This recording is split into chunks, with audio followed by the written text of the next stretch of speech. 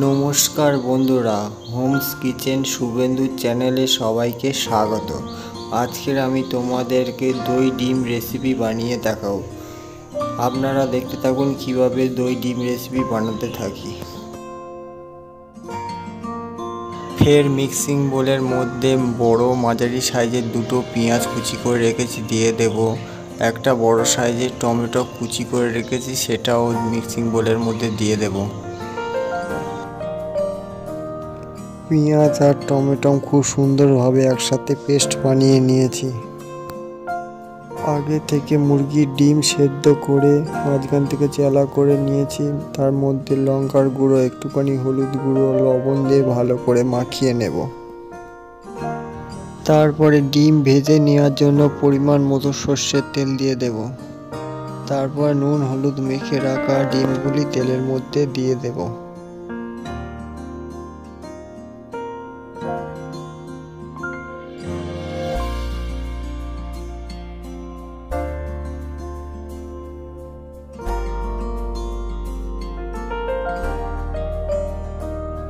ডিমগুলি ভালো করে ভেজে নেওয়ার পরে তারপরে একটি পাত্রের মধ্যে আস্তে আস্তে তুলে নেব।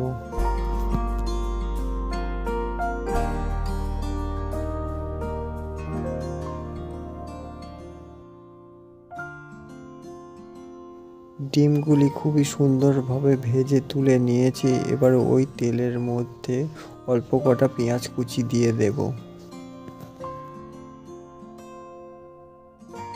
তারপরে দিয়ে দেব 1 চামচ মতন কালো জিরে আর একটা তেজপাতা দিয়ে দেব। 1 চামচ মতো একসঙ্গে আদা রসুন আর কাঁচা লঙ্কা বেটে রেখেছি দিয়ে দেব। টমেটো আর পেঁয়াজ একসঙ্গে যেটা পেস্ট বানিয়ে রেখেছি দিয়ে দেব।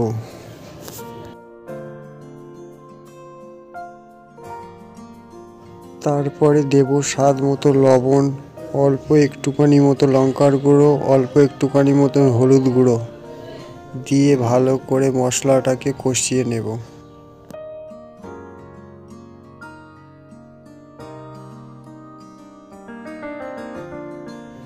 তারপরে সেদ্ধ করে আগে থেকে রাখা আলু দিয়ে দেব। তারপরে ভালো করে আলুটাকে কষিয়ে নেব যাতে কাঁচা গন্ধ না থাকে।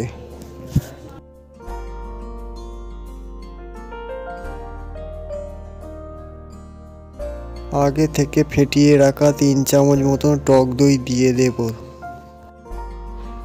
তারপরে টক দই দেওয়ার পর ভালো করে মশলার সাথে কষিয়ে নেব যতক্ষণ না পর্যন্ত তেল ছেড়ে ছেড়ে আসে।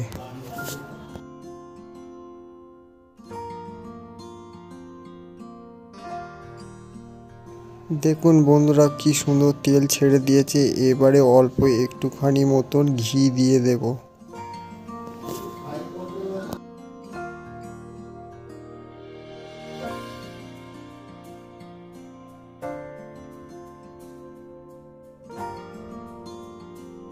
ভালো করে মশলা কষিয়ে নিয়েছি। এবারে পরিমাণ মতো জল দিয়ে দেব।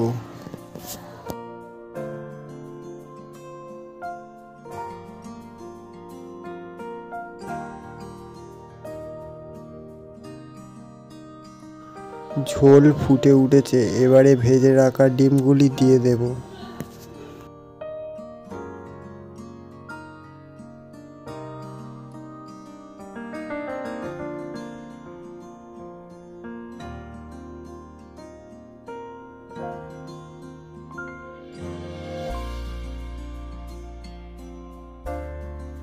দই ডিম কারি একদম রেডি হয়ে গিয়েছে। ওপর থেকে ধনেপাতা কুচি ছড়িয়ে নামিয়ে নেব।